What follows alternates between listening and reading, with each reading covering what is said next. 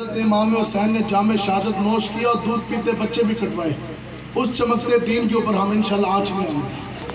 وعدہ بھی انشاءاللہ وعدہ ہے. تقریروں کا وقت گیا, تقریری پوری زندگی سنی تو کیا کر لیا. اب تو میدان عمل میں آنے کا وقت ہے, تو میدان عمل میں آنے کی تیاری ہے نا جی انشاءاللہ. گستاخان رسول سے ہم نے بدلہ لینا ہے, لیں گے جی انشاءاللہ. انشاءاللہ ہم قریب میدان لگنے جا رہا. جب بھی کال ہوئی تو پھر آپ محمد عربی کے غلاموں نے پوری جرأت اور قوت کے ساتھ میدان عمل میں آنا ہے اور سینہ تان کے لبیک جو حسن کا نعرہ لگانا ہے.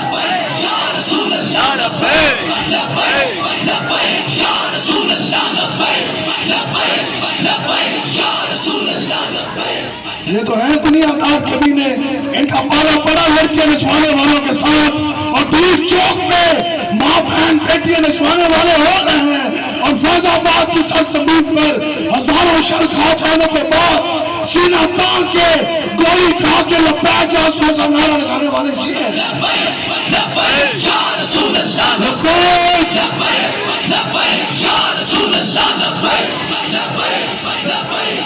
تو اس لیے ہمیں ڈرنا نہیں ہے. مسلمان کی یہ شان, مسلمان کی یہ آن ہے کہ مسلمان کا سر کٹ سکتا ہے لیکن غیر خدا کے سامنے جھک نہیں سکتا. پوری جرأت اور قوت کے ساتھ ہم نے کھڑے ہونے. آپ تمام لوگ خاندان والے, خاندانی لوگ اور اچھے لوگ بیٹھے. اب بتاؤ کہ میرے اور آپ کے جیتے جی کیا کسی کے اندر یہ جرأت ہے کہ ہماری ماں بہن بیٹی کی طرف آنکھ اٹھا کے دیکھ لے؟ اور اللہ نہ کرے ایسا ہو جائے تو تمام اخلاقیات کو جناب بلائے تاک ڈال کر ہم لوگ میدان عمل میں آ جاتے ہیں. تب تو کوئی یہ نہیں کہتا کہ آپ کا طریقہ کار ٹھیک نہیں ہے, تب تو کوئی اعتراض نہیں کرتا. تو یہ ذہن میں رکھیں کہ ہم اگر اپنی ماں بہن بیٹی کی عزت کے محافظ ہیں تو اس سے کروڑوں, اس سے اربوں درجے بڑھ کر ہم اپنے نبی آقا و مولا کی عزت ناموز کے بھی محافظ ہیں. تو اپنی آقا و مولا کی عزت ناموز کی آپ نے پہرے داری کرنی ہے, رسول اللہ کے چمکتے دین کی پہرے داری کرنی ہے, اور یہی حسینیت ہے. آخر کیا وجہ کہ حضرت امام حسین, آپ میں سے کتنے لوگ گئے جی حج اور عمرے کے لیے؟ سبحان اللہ, ماشاءاللہ. اب اگر آپ سے میں سوال پوچھوں تو سوال کا جو جواب ہے نا وہ ایک ہی ہوگا.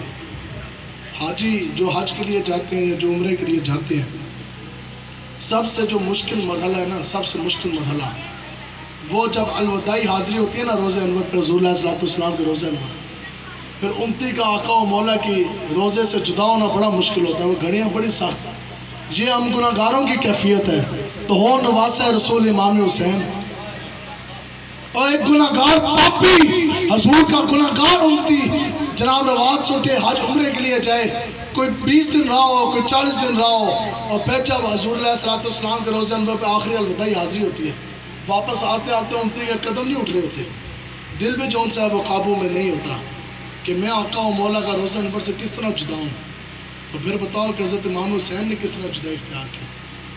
پوری زندگی مدینہ پاک میں گزری, اور یزید جب تخت نشین ہوا اوپر آیا تو اس نے اپنے گورنر کو بھیجا کہ جاؤ اور امام حسین سے تم نے میرے ہاتھ کو بیعت کروانی ہے.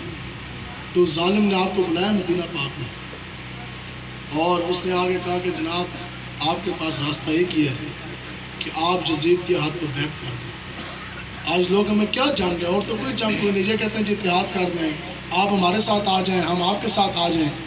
تو آپ بتاؤ کہ حضرت امام حسین نے آگے سے فرمایا, آپ نے فرمایا کمینے سنو, آپ نے فرمایا کہ حسین اپنا سر کٹوا سکتا ہے, اپنا دودھ پیتا بچہ بھی کٹوا سکتا ہے, لیکن اپنے کعبہ کی عزت کی قسم حسین اپنا ہاتھ تیرے جیسے دنیا دار فاسق فاجر کمینے کے ہاتھ میں کبھی بھی نہیں دے سکتا.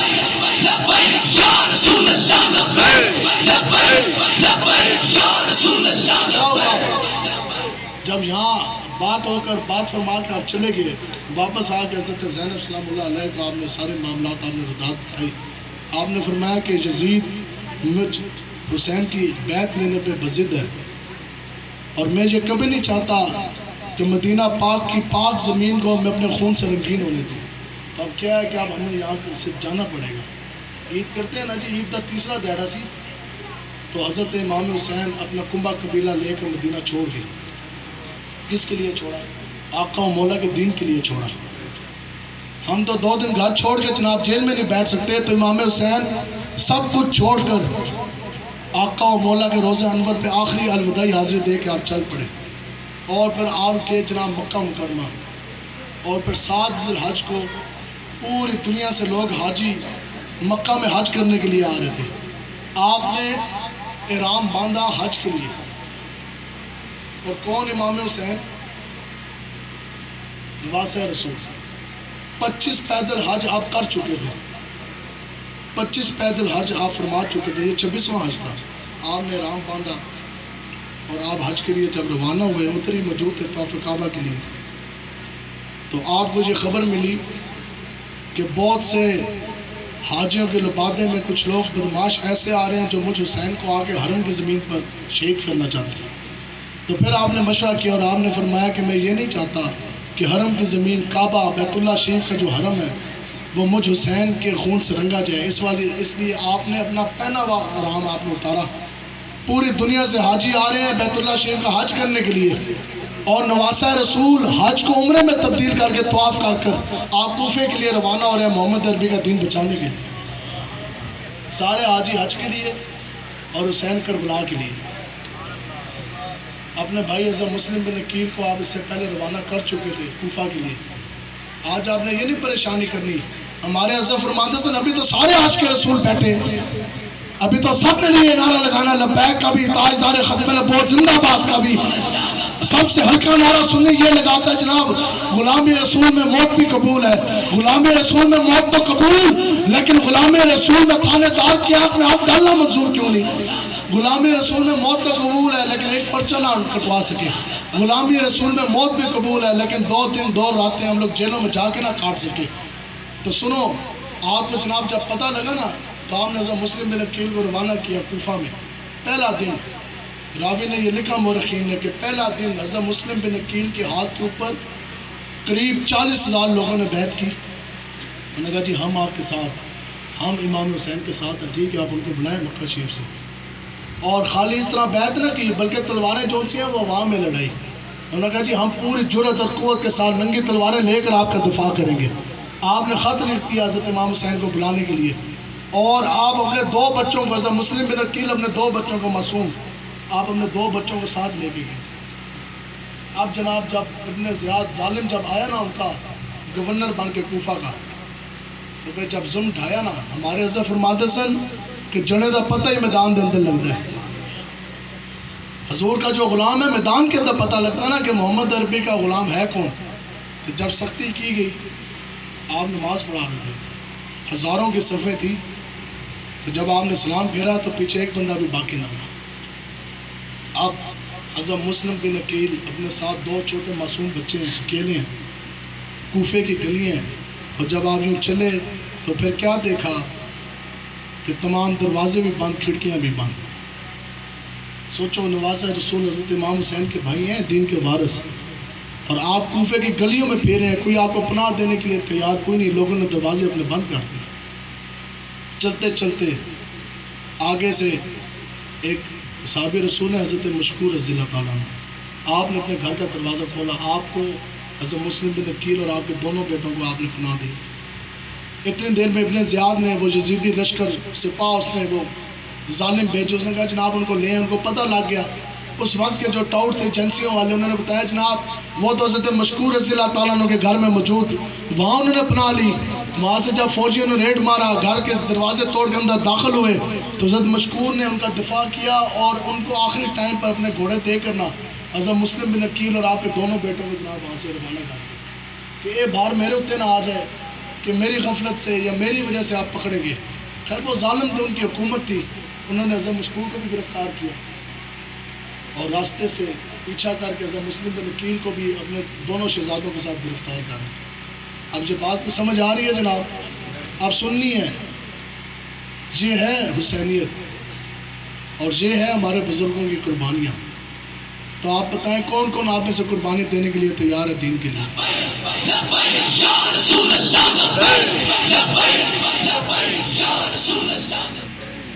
اب یہ آپ نے خیال لے کر آنا ذہن میں، حضرت مشکور کو گرفتار کر کے اپنے زیاد کے سامنے حاضر کیا گیا، تو اس نے کہا ہے تم نے مسلم بن عقیل کو پناہ دی؟ آپ نے فرمایا ہاں میں نے دی۔ ابن زیاد نے ظلم کرتے ہوئے جناب کیا انہوں نے کہا 1000 کوڑے دی سزا. کتنی؟ 1000. کیا جرم تھا کہ تم نے حضرت مسلم بن عقیل کو پناہ کیوں دی؟ جیسے آج ہمارا کیا جرم ہے؟ آپ پتہ ہے کہ میں آپ کے سامنے، آپ کو کیا لگتا ہے کہ ہم کو ڈکیت ہیں، ہم کو مجرم ہیں، ہم کو منشیات کا کام کر رہے ہیں؟ تو اتنے پرچے میرے اوپر، میرے خیال میں پورے ضلع کے اوپر کسی انسان کے اوپر اتنے پرچے نہیں ہیں، تعداد کا ہی نہیں پتہ. اوپر سے اقدام قتل جھوٹے، اوپر سے جناب دہشت گردی کے جھوٹے مقدمات، اوپر سے میرے اوپر جناب اغوا کا علیحدہ پرچہ. آپ بتاؤ ہمارا جرم یہی ہے نا جو اس وقت حضرت مشکور نے کیا حضرت مسلم بن عقیل کو پناہ دے کر. آخر جو کربلا میں اتنی بڑی جو ایک وہ بزم سجی اور اتنا بڑی جو قربانی کا یہ سارا تیار ہوا، تو جرم کیا تھا کربلا والوں کا؟ یہی کہ وہ محمد عربی کے دین مصطفیٰ کو تخت پر لانے کی بات کرتے تھے. آج ہم ان کے ساتھ مل جائیں، ٹھیک ہے تم کھاتے رہو، ہم تمہارے ساتھ ملتے ہیں. یہ کہتے ہیں تم ہمارے ساتھ ملو، ہم بھی کھائیں گے، تمہیں بھی کھلائیں گے، ادھی ساڑیاں کچھ تو آڑیاں ہمارے ساتھ مل جاؤ. ہم کہتے ہیں نہیں، کسی دنیا دار کمینے کا نظام نہیں چلنے دیں گے. اگر ملک پاکستان میں نظام چلے گا تو ایک ہی نظام چلے گا جو حق و مولا لے کر ہے، جس کا نام نظام مصطفیٰ ہے.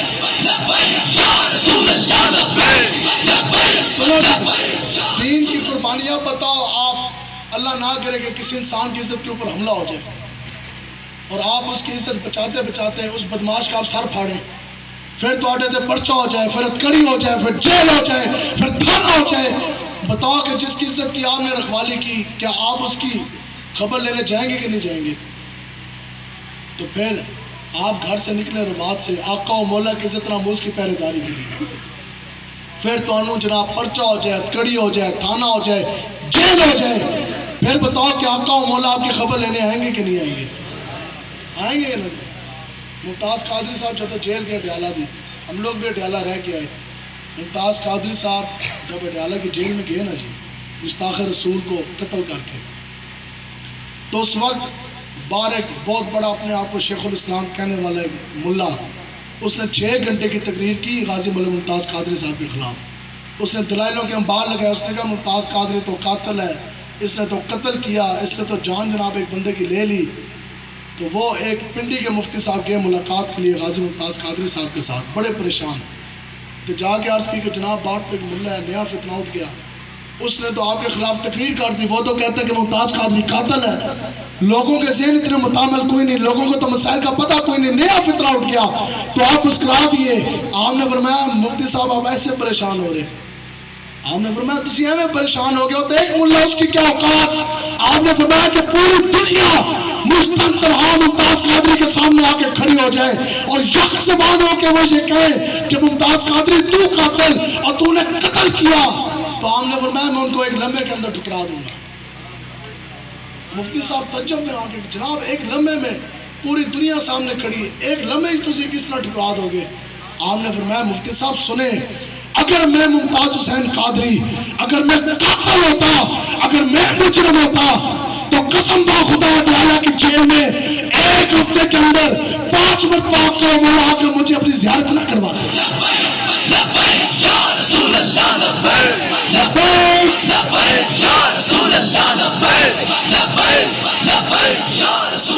آقا مولا کی عزت ناموز کا محافظ ہے ممتاز قادری. 1 ہفتے رہے اڈیالہ جیل، تو 5 واری آقا و مولا نے اڈیالہ کی جیل میں آ کے اپنی زیارت کروائی. تو اس لیے اس دین کی حفاظت سے، اگر دین کی پہرے داری کی برکت سے، اگر آقا و مولا کے نام سے اگر ہمیں کڑی لگتی ہے تو بتاؤ کیا وہ جنتی کنگن سے کم ہے؟ کتنی بڑی یہ سعادت ہے. اب حضرت مشکور نے دین کا کام کیا، حضرت مسلم بن عقیل کو پناہ دی. سزا کیا دی گی؟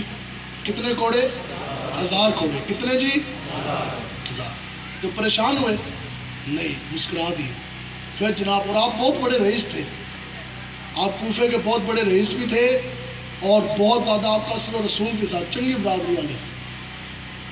آپ کو جناب پہ کوڑے مارے گئے 10 20 30 40. تو مورخ لکھتا ہے کہ جب 100 کوڑے پورے ہوئے نا تو ایک اور رئیس سامنے کھڑا تھا. اس نے کہا ابن زیاد اتنا ظلم نہ کر، جتنے ہو گئے نا اتنے کافی نے، جتنے ہو گئے نا اتنے کافی نے.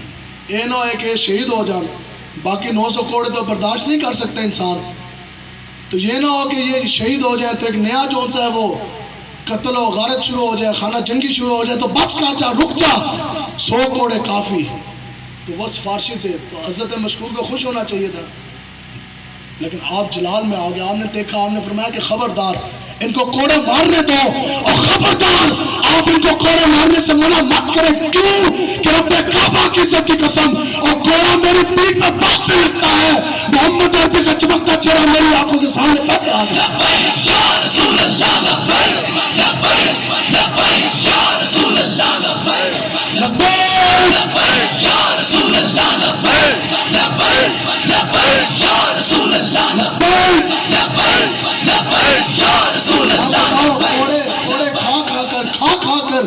آپ نے جامع شہادت نوش کیا، آپ شہید ہوئے، لیکن کوڑا بعد میں لگتا تھا. آقا و مولا ہر کوڑے سے پہلے آپ کو اپنی زیارت کرواتے تھے کہ محمد سے وفا تو نے تو ہم تیرے ہیں، یہ جہاں چیز ہے کیا لوہ قلم دے. تو اس لیے ہمیں خدا کی قسم کوئی پریشانی کوئی نہیں. آپ نے بھی پریشان نہیں ہونا، دین کے لیے آپ نے کھڑے ہونا ہے. 9ویں اور 10ویں شب جو آج کی،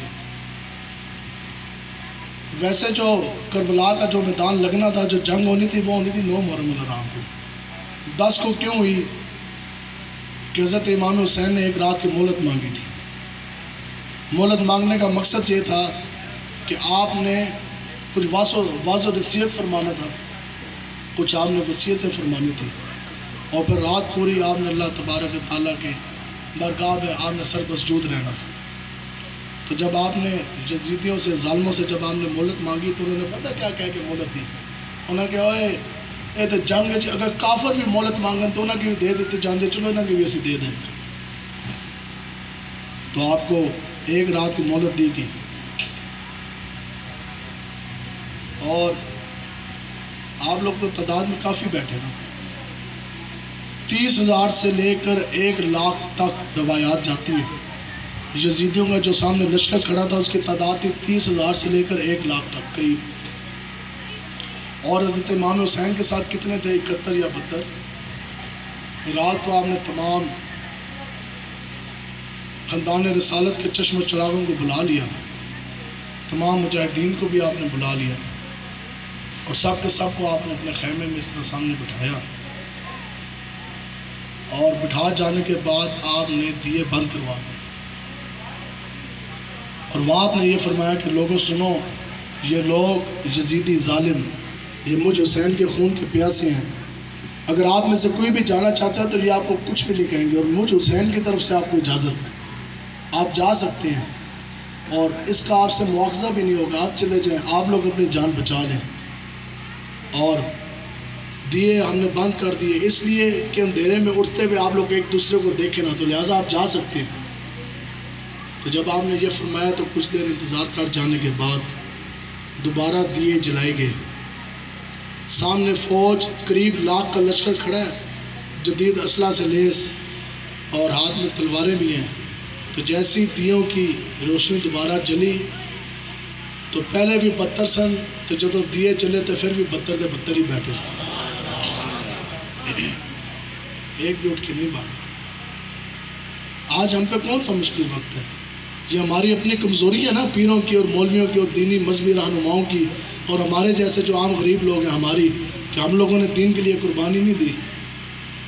ابھی یہ سامنے پولیس کا ڈالا آ جائے اور وہ یہ کہیں جناب نہیں اب تو پرچہ کاٹ دیا جائے گا، اب ہم آپ کو اٹھا کے لے جائیں گے. کیوں لے جائیں گے؟ کہ ہم نے کوئی منشیات فروشی کی، کہ غلط کام کیا، کوئی بدماشی کی؟ ہاں، اگر ذکر حسین کرنا جرم ہے تو یہ جرم ہم ہر سانس پہ کریں گے انشاءاللہ.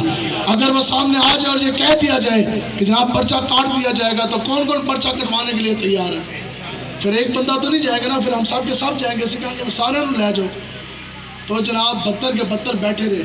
اب سن لیا مفت اختصار کے ساتھ میں ختم کرتا، باتیں تو بہت. آپ سب سے پہلے مخاطب ہوئے حضرت مسلم بن عقیل کے بیٹوں سے. آپ نے فرمایا کہ آپ کے 2 بھائی بھی شہید ہو گئے، اور آپ کے والد گرامی جو ان سے ہیں وہ بھی شہید ہو چکے ہیں کوفہ میں، آپ چلے جائیں. تو آگے سے حضرت مسلم بن عقیل کے بیٹوں نے کیا فرمایا؟ 2 بھائی شہید ہو چکے، باپ جوان شہید ہو چکا.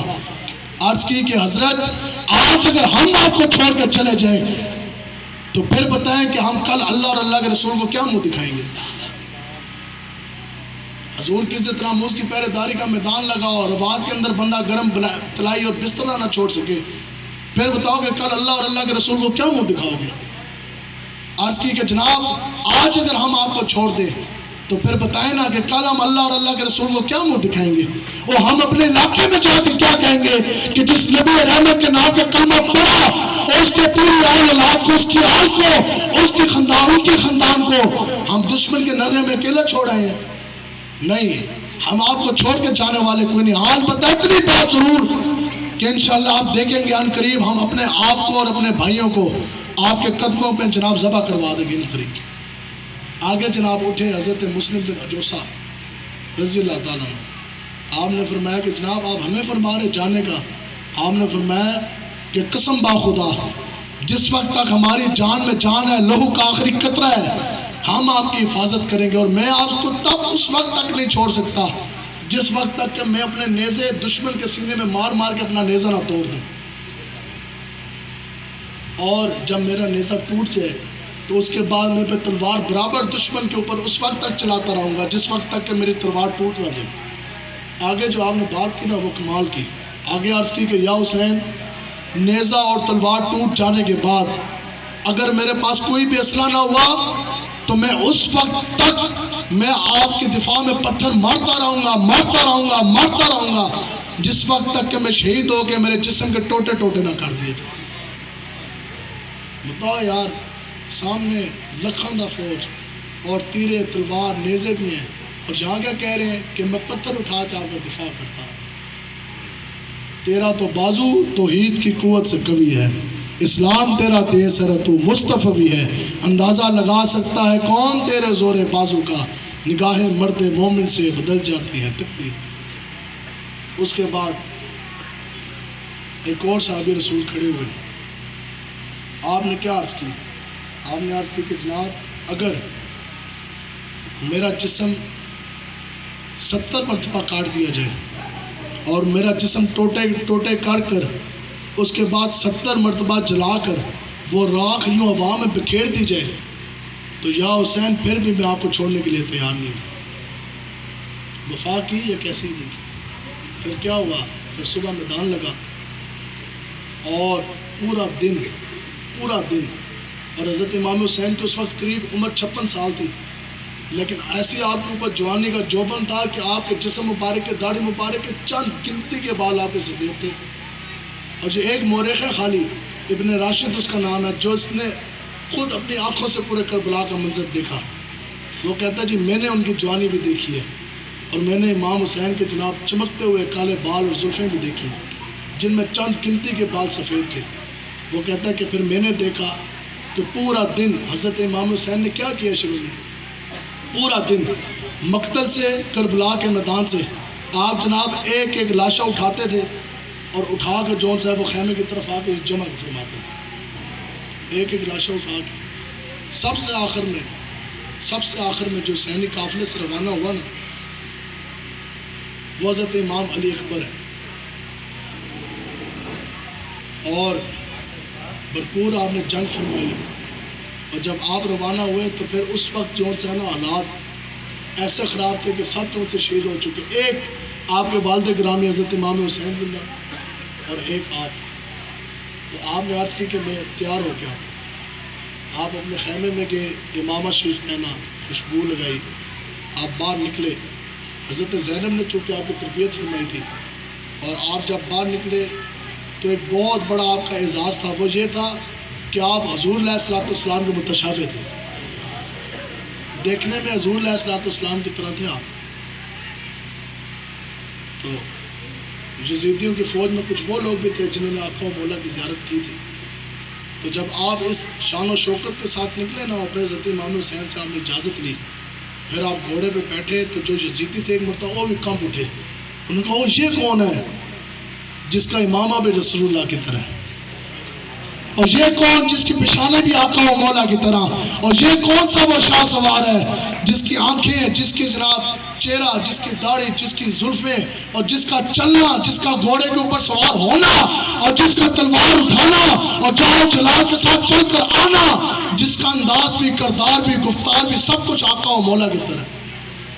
لیکن بتاؤ کتنی بڑی بدقسمتی ہے کہ سب کچھ دیکھ جانے کے باوجود انہوں نے جناب تینوں کی ایسی بارش کی حضرت امام علی اکبر کو بھی شہید کر دیا۔ ابن راشد کہتا ہے پھر میں نے دیکھا اس سے پہلے جتنے بھی جوان حضرت امام حسین اپنے قدموں کو اٹھا کے لے کر آئے، لیکن چونکہ پورا دن لگ گیا تو آخر میں کہتے ہیں کہ جس ٹائم حضرت امام حسین امام علی اکبر کو اٹھانے لگے نا تو آپ کندھے پہ نہ اٹھا سکے، اتنے بڑے وہ جوان تھے، تو کہتے ہیں آپ نے اس طرح ان کو سینے سے لگایا اور وہاں سے آپ ان کو گھسیٹ کر لے کر آئے تو پیروں سے نہ کربلا کی مٹی کے اوپر سراغ کے اوپر جو جناب لکیریں جو کھینچی ہوئی مقتل سے لے کے خیمے تک، فرماندے نے کہ جب وہ آخری شہید تھے اور دیکھو جب آپ نے درد کیا پی پی کے اور اتنا ظلم ستم سہ جانے کے باوجود، ابن راشد کی جو بات ہے نا پھر وہ انسان کو اندر سے بالکل جلا دیتی ہے۔ آپ فرماتے ہیں کہ جب آخری لاشا آپ نے تو رکھا تو فرماندے نے کہ جیسی آپ چلتے آ رہے تھے نا تو ہر ایک سانس پر آپ نے ایسا صبر کیا اور اتنا درد تھا کہ ہر ایک سانس کے اوپر آپ کے داڑھی مبارک کے بال سفید ہونے لگے، اور مقتل سے جب آپ حضرت امام علی اکبر کا جب لاشا آپ کا جسم مبارک شہادت کے بعد جب خیمے کے پاس رکھ کے آپ ہٹے تو آپ کے داڑھی اور زلف مبارک کے سارے بال سفید ہو چکے تھے، سب کے سب بال جو ان سے وہ سفید ہو چکے تھے، اب سارے شہید ہو گئے۔ آپ بتاؤ یہ ہے وہ حسینیت، سب شہید ہو جانے کے بعد سامنے قریب 1 لاکھ یزیدی سپاہ کھڑی ہے، یزیدی فوج، آپ نے ذوالفقار تلوار اٹھائی، وہ تلوار جو حضور علیہ السلام نے ہدیہ دی تھی حضرت علی رضی اللہ تعالیٰ عنہ، وہی تلوار آپ نے اٹھائی، حضرت علی رضی اللہ تعالیٰ عنہ کو امامہ آپ نے سر پہ سجایا، آپ گھوڑے پہ بیٹھے اور آپ یزیدی جو ظالم تھے آپ ان کی طرف جب روانہ ہوئے نا تو پھر ایک باری وہ بھی کم گئے، جو نہیں بھی جانتے تھے امام حسین کو یہ ہے وہ حسینیت، تو وہ بھی کام گئے، انہوں نے کہا یہ کون ہے وہ شاہ سوار کہ لکھاں دی فوج پورا خاندان بھی کٹوا دیا، اکیلا تنہا اکیلی ایک تلوار اٹھا کے ہزاروں لاکھوں کی فوج کے ساتھ جناب جنگ کرنے آ رہا، یہ کون سی وقار ہے، بلا کا شاہ سوار ہے، لباس ہے پھٹا ہوا غبار میں ہٹا ہوا، پورا جسم ہے کٹا ہوا پھر بھی تنہا ہے ڈٹا ہوا، یہ نبی کا نور عین ہے جو بالیقین حسین ہے۔ انہوں کے بھی یقین آ گیا کہ یہ حسین ہی ہے جو اکیلا اور آپ اکیلے جناب چلے اور آپ اکیلے لڑتے آپ جب شہید ہوئے تو شہادت سے پہلے آپ نے سر جو ان سے وہ سجدے میں رکھا اور عرض کی کہ باری تعالیٰ تیرے اور تیرے نبی کی دین کی خاطر پورا خاندان کٹوا چکا، یا الہی پورا جسم جو ان سے وہ کٹوا چکا، آخری سانسیں ہیں، لیکن یا الہی پھر بھی میں مسکرا رہا ہوں، لیکن پھر بھی میں نے تیرے دین کے اوپر آنچ نہیں آنے دی، یا الہی میں تجھ سے راضی ہوا، پورا خاندان کٹوا چکا اور جسم کٹوا چکا، یا الہی جاتے جاتے بھی میں تجھ سے راضی، یا الہی اب تو بھی مجھ حسین سے راضی ہو جا، یا الہی تو بھی مجھ حسین سے راضی ہو جا۔ سجدہ سر میں رکھا، سجدہ جو ہے وہ سر سجدے میں رکھا، دنیا سے آپ چلے گئے، آپ کی قمیض مبارک اٹھائی گئی تو آج میں وہ وقت اور وہ چیز نہیں بھولے، جب آپ کی قمیض مبارک اتاری گئی تو 113 تیر آپ کے جسم کے اندر پہ وصل تھے، کوئی ایک شخص آپ ایسے کھڑا ہو جو یہ کہے کہ میرے جسم کے اوپر ایک تیر تلوار نیزے کا نشان ہو، پوری زندگی اپنے جسم بچائے۔ حضور علیہ السلام نے فرمایا کہ جو مسلمان اس حالت میں اللہ تبارک و تعالیٰ کے سامنے روز قیامت میں جا کے کھڑا ہوا کہ پوری زندگی اس نے جہاد نہ کیا اور جسم کے اوپر ایک نشان بھی نہ ہوا زخم کا، جہاد کرتے کرتے دین کا دفاع کرتے کرتے، حضور نے فرمایا کہ وہ مسلمان سخت نقصان اور خسارے میں ہوگا، اور جہاد فرض ہے، جہاد ہم نے کرنا ہے، کریں گے نا جی انشاءاللہ۔ آگے آقا و مولا حضور علیہ السلام نے فرمایا کہ جس انسان نے اور جس میرے امتی نے پوری زندگی جہاد نہ کیا، جہاد کی نیت بھی نہ کی، بغیر جہاد کیے جہاد کی نیت کی اگر وہ دنیا سے چلا گیا، حضور نے فرمایا کہ وہ منافق کی موت مرے گا۔ اب یہ کسی مفتی کا فتویٰ تو ہے نہیں، آقا و مولا کی حدیث مبارکہ، اور کتنی دیر جہاد کرنا۔ حضرت معاذ بن جبل رضی اللہ تعالیٰ عنہ فرماتے ہیں کہ حضور علیہ السلام نے فرمایا کہ جس انسان نے اتنی دیر جہاد کیا جتنی دیر اونٹنی ڈانچی کے دودھ دھونے کے درمیانی وقفے میں لگتی ہے، یعنی اونٹنی ڈاچی کا دودھ وہ تھن پکڑا، دھار ماری، چھوڑا، پھر ماری. حضور نے فرمایا کہ اتنی دیر جہاد کرنے کی برکت سے اللہ تبارک و تعالیٰ دوزخ کی آگ تمہارے اوپر حرام کر دے گا اور جنت تمہارے اوپر واجب کر دے گا.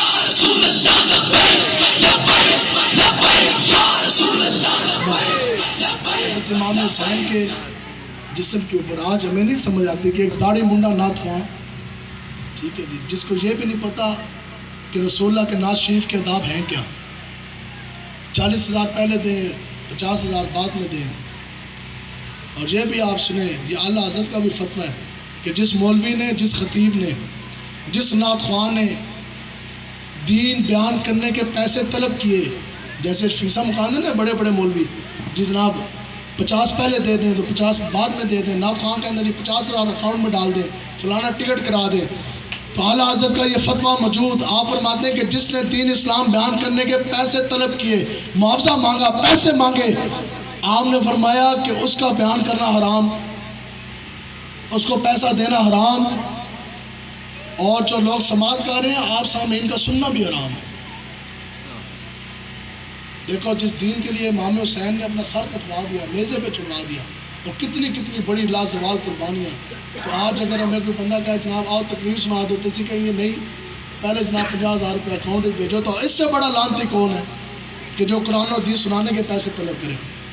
تو پھر کیا ہوا حضرت امام حسین کی جب قمیض مبارک اتاری کی، آج ہاں جو بات تھی، نعت خواں کہتا ہے ہاتھ اٹھائیں جنت جائیں گے، اور وہ داڑھی منڈا نعت خواں جس کو پتہ ہی نہیں کہ محمد عربی کے نعت مبارک کے آداب ہیں کیا، وہ پیسے لینے والا، وہ فاسق، وہ تو دین کا ہے سوداگر، وہ آپ کو کہتا ہے جی ہاتھ اٹھائیں آپ جنت جائیں گے. اور دنیا دار کمینہ آپ کو جنت نہیں لے کے جا سکتا. اگر آپ کو جنت لے کے جا سکتا ہے تو وہ محمد عربی کا غلام ہی لے کے جا سکتا. اب جناب حضرت امام حسین آپ کو جنت کا ٹکٹ ملا. جنت کا ٹکٹ کوئی دنیا دار نہیں دے سکتا. جنت کا ٹکٹ دیا آقا و مولا حضور علیہ السلام نے. جنت کا ٹکٹ ملا حضرت امام حسین کو، تمام جنتی سردار کی سرداری مل گئی. تو پھر آپ نے اپنا جسم کیوں کٹوایا؟ آپ کا جب قمیص اتاری کی تو کتنے تیر تھے جی؟ 113. نیزوں کے جو وار تھے نا، نیزوں کے نشان، وہ تھے 33. کتنے؟ اور تلواروں کے گھاؤ کتنے تھے؟ 34. آپ بتاؤ بندہ سامنے کھڑا کرو، 113 تیر لگے ہو، پھر 33 نیزے ہوں، تو پھر 34 جناب تلواروں کے گھاؤ ہوں، تو پھر بھی امام حسین نے سر جھکایا یا سر کٹایا؟ یارا حضرت امام حسین حضور کے دین کے لیے تو سر کٹوا گئے، اور آج کا امتی حضور کے دین کے لیے پرچہ بھی نہ کٹوا سکتا. تو آپ لوگ کھڑے ہوں اور پوری جرأت اور قوت کے ساتھ آپ نے آقا و مولا کا دین جو ہے وہ پہرے داری کریں گے جی انشاءاللہ. نہیں تو آج جو ہم کھڑے ہیں نا، قربانی تو کسی نے تو دینی ہے. میں آپ کو حقیقت بتا رہا ہوں، میں خود 3 بیٹیوں کا باپ، آپ لوگ بھی بیٹیوں کے باپ بیٹھے. آج اگر ہم دین مصطفیٰ کے لیے نہیں کھڑے ہوتے، بتاؤ کل رات کو جب یہودی آ جائیں گے، ہندو آ جائے گا، تو کس کی ماں بہن بیٹی کی عزت سلامت رہنی ہے؟ ہماری آنکھوں کے سامنے انہوں نے ہماری جوان بیٹیاں اٹھا کے لے جائیں. یہ سارا کچھ جون سا ہے یہ قبضہ ہو جانا. جو چاہتے ہو عزت دے نال، جو ملک پاکستان کیوں بنا؟ کہ لٹیروں کے لیے بنا. یہ وزیر اعظم جو ہے اس کو سامنے بٹھا دو، اس کو استنجے کا طریقہ نہیں آتا ہوگا. آج کا یہ رام خور جو تھانے دار، ڈی پی او، ڈی سی، ان کو بلا لو، ان کو کلمے نہیں آتے ہوں گے. کلمے تو دور کی بات، نہ نماز جنازہ، اور نہ ان کو جناب کیا کہتے ہیں، ان کو استنجے کا طریقہ ان کو کوئی نہیں آتا. کہ گرمی میں پانی نہیں ہے تو پھر ڈھیلے کے نال کس طرح کرنا تھا، سردی تو گرمی ہے تو اور باتیں بتائیں تو پھر بڑی. تو صرف ایک بات ملک پاکستان کے حوالے سے، ان میں سے کوئی بھی بندہ اٹھ کے، یہ جو آج بڑے بڑے اوپر بیٹھے، یہ جتنے بھی جو ہمارے صدر، وزیر اور یہ منسٹر، ایم این اے، پی اے بن کے، ان کے بڑوں کی تاریخ اٹھا کے پڑھے. ان کے بڑوں نے انگریزوں کے کتے نے لائے ہیں، اور یہ ہماری تاریخ ہے مولویوں کی. ہمارے بڑوں نے جناب توپوں کے سامنے کھڑے ہو کر، توپوں کے گولوں کے پیچھے چلائے گئے، ان کے پیچھے اس طرح علماء کو توپوں کے سامنے کھڑا کیا جاتا تھا. اور وہ یہ کہتے تھے کہ آپ اعلان کر دیں کہ آپ کا تحریک آزادی اور 1857 کی جنگ کے ساتھ آپ کا تعلق کوئی نہیں. تو پھر کیا ہے؟ وہ کہتے تھے جناب گولہ بار میں چلتا تھا. پہلے یہ نعرہ لگتا تھا کہ بٹ کے رہے گا ہندوستان، بٹ کے رہے گا پاکستان. پاکستان کا مطلب کیا؟ دستور ریاست کیا ہوگا؟ دستور ریاست نون لیگ، دستور ریاست پی ٹی آئی، دستور ریاست جناب پیپلز پارٹی، دستور ریاست این کیو ایم، دستور ریاست کاف لیگ، دستور ریاست کیا ہوگا؟ محمد رسول اللہ۔ تو رسول اللہ کے چمکتے دین کے ساتھ ہم نے کھڑے ہونے ہیں۔ بس آخری بات یہ پاکستان کے حوالے سے کہ 10 لاکھ سے زائد لوگوں نے جام شہادت نوش کیا، 10 لاکھ سے 50,000 سے زائد بچیاں جوان ہندو اور سکھ اٹھا کے لے گئے۔ آج بھی سرحد کے اندر، کہ آپ انڈیا میں کوئی جاننے والا ہے تو اس کو فون کریں یا نیٹ پہ سرچ کریں، آج بھی سرحد کے اندر وہ کنواں موجود ہے جس کی لوگ زیارت کرنے جاتے ہیں، جا کے دعا مانگتے ہیں، کیفیت بدل جاتی ہے، آنکھوں سے جناب آنسو کی بارش جھڑی شروع ہو جاتی ہے۔ وہ کنویں ہیں جس کے اندر کئی 100 سید زادیوں نے اپنی عزت ہندو اور سکھ سے بچانے کے لیے چھلانگیں ماری تھی۔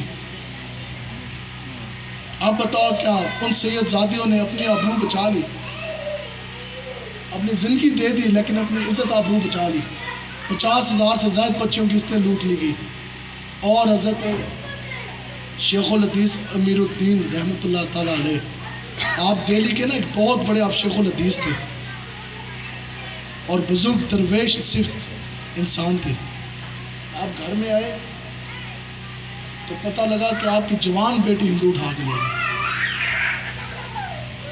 شیخ الحدیث حضرت امیر الدین رحمۃ اللہ تعالیٰ علیہ، یہ ہمارے بزرگ ہیں، آپ کی جوان بیٹی ہندو اٹھا کے لے گئے۔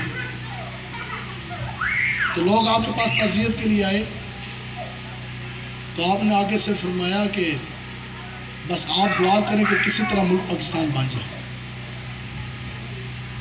آپ دعا کریں بس کسی طرح ملک پاکستان بن جائے جدھر محمد عربی کا چمکتا دین تخت پر آ جائے، پھر کسی بھی مسلمان لڑکی کے سر سے دوپٹہ نہیں اترے گا، پھر کسی بھی مسلمان باپ کی مسلمان جوان بچی اس طرح اٹھائی نہیں جائے گی، تو کسی بھی مسلمان بیٹی کی آبرو ہندو اور سکھ نہیں لوٹیں گے۔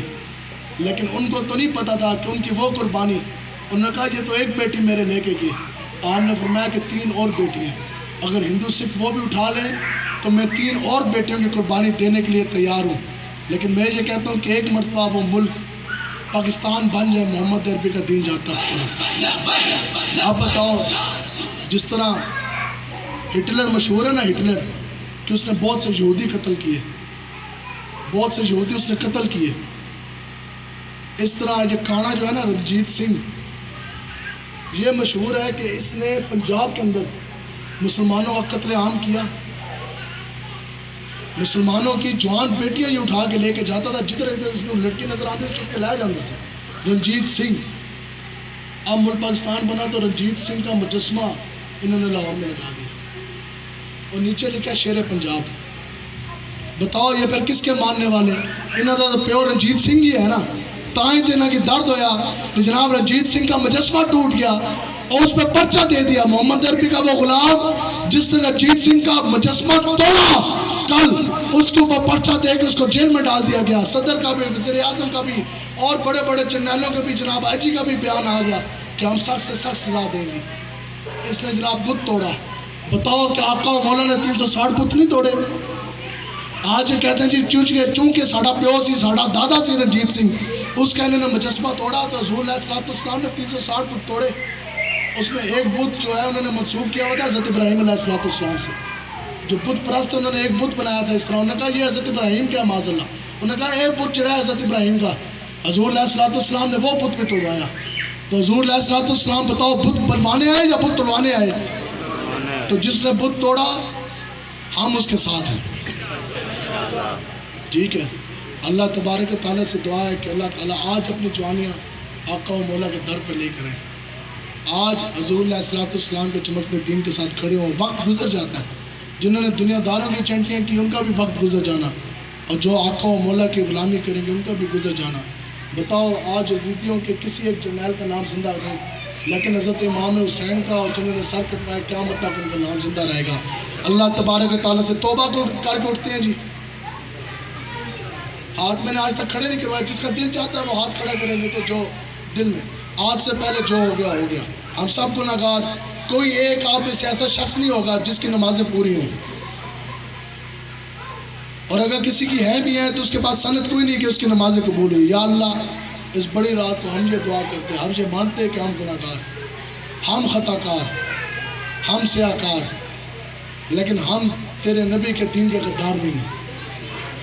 ہم مساجد بنا نہ سکے، کوئی ایک ایسا شہر جو کھڑا ہو جائے جی میں نے 10 مسجدیں بنائی ہیں، اربوں روپے، ہم غریب لوگ، ہم مسجدیں بنا نہ سکے، لیکن ہم ان کے ساتھ بھی نہ کھڑے ہوئے جنہوں نے مسجد کے اندر لڑکیاں نچوائی۔ ہم گستاخ رسول آسیہ ملونہ کو ہم قتل نہ کر سکے، لیکن ہم اس کے ساتھ بھی نہ کھڑے ہوئے جس نے آسیہ ملونہ گستاخ رسول کو پروٹوکول باعزت بری کر کے باہر بھیج دیا۔ ہم عقیدہ ختم نبوت کے لیے جانے نہ دے سکے، لیکن جنہوں نے عقیدہ ختم نبوت کے اوپر ڈاکہ ڈالا ہم نے ان کا بھی ساتھ نہ دیا۔ ہم ممتاز قادری محافظ ناموس رسالت کو بچا نہ سکے، لیکن ہم اس جماعت کے ساتھ بھی نہ کھڑے ہوئے جنہوں نے ممتاز قادری صاحب کو قتل کیا، آپ کو شہید کیا۔ تو یہ آپ نے ذہن میں رکھنا، آج آپ کے سامنے جو سی ہیں وہ ساری جماعتیں کھڑی ہیں، فیصلہ آپ نے کرنا ہے کہ آپ نے کس کے ساتھ کھڑے ہونا ہے۔ تو انشاءاللہ پوری جرت اور قوت کے ساتھ آپ نے کھڑے ہونا ہے۔ آج یہاں سے توبہ کر کے اٹھیں، وعدہ کریں کہ آج کے بعد یہ جو بدماشیاں کرتے ہیں یہ آپ کے سر پہ کرتے ہیں۔ کوئی بھی پیدا ہوتا ہے ساتھ اور صدر وزیر اعظم نہیں ہے نا، آپ لوگوں نے ان کو بنایا، آپ نے ان کو حمایت دی۔ ووٹ جو ہے نا، ووٹ، یہ امام حسین سے ووٹ ہی مانگا تھا یزید نے۔ آج کا جو ووٹ ہے، اس نے جو بیعت مانگی تھی وہ ووٹ ہی تھا، اس وقت کی بیعت آج کا ووٹ۔ تو اس لیے آج آپ لوگ توبہ کریں، آپ وعدہ کریں کہ آج کے بعد آپ کے جیب سے جو بھی پیسہ نکلے گا، یہ بھی وعدہ کریں، یہ ایسا نہیں ہے کہ میں کوئی اعلان ہم کرنے لگے کہ آپ نے ہمیں پیسہ دینا یا چندہ، یہ بھی وعدہ کریں کہ آپ نے وہ مجھے بھی نہیں دینا، ہمیں بھی نہیں دینا، لیکن یہ وعدہ کریں کہ آج کے بعد آپ کے جیب سے اگر پیسے نکلیں گے تو وہ صرف آقا و مولا کے دین کے اوپر خرچ ہوں گے، کسی دنیا دار کمینے کے اوپر خرچ نہیں کریں گے۔ وعدہ انشاءاللہ۔ کسی کی آپ نے فلیکس نہیں لگانے، ان کو آپ نے اتنا بیٹھکوں میں چائے نہیں پلانی۔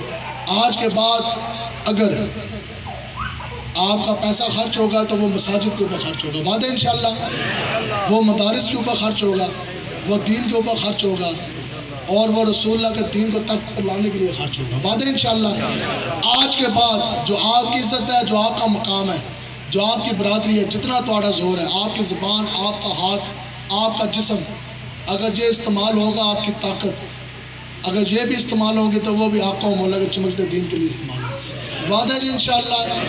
اور تسی نعرہ لانا صحیح اور دل سے نعرہ لگانا ہے، تاجدار ختم نبوت، تاجدار ختم نبوت،